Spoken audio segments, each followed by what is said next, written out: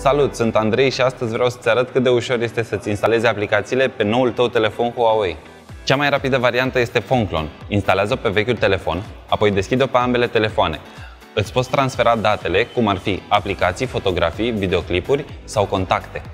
Dacă ai nevoie de aplicații în plus și nu ai reușit să le transferi cu PhoneClone, atunci le poți căuta în Huawei App Gallery, magazinul oficial de aplicații Huawei, ce îl găsești preinstalat în noul telefon.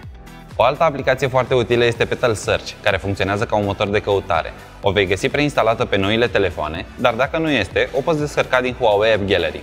Petal Search caută aplicații în magazinul oficial Huawei, cât și în alte surse externe. De aceea este foarte util să instalezi bara de aplicații direct pe ecranul principal al telefonului. O poți adăuga prin ciupirea ecranului cu 2 degete, selectezi widgets și apoi alegi Petal Search. În cazul în care o aplicație are doar versiune web, cu ajutorul Petal Search îți poți crea shortcut pe ecran. Dacă ai nevoie de asistență pentru setarea telefonului sau instalarea aplicațiilor, Huawei îți oferă gratuit acest serviciu în punctele VIP Service.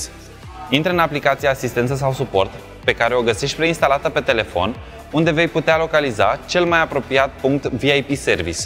Tot în aplicația Asistență, poți lua legătura cu reprezentanții Huawei din call center, poți verifica prețul pieselor de schimb sau poți căuta cel mai apropiat Service Center.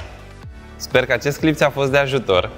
Mai mult, te așteptăm în Huawei Community, unde vei găsi o mulțime de informații legate de aplicații, telefoane și o secțiune cu tips and tricks.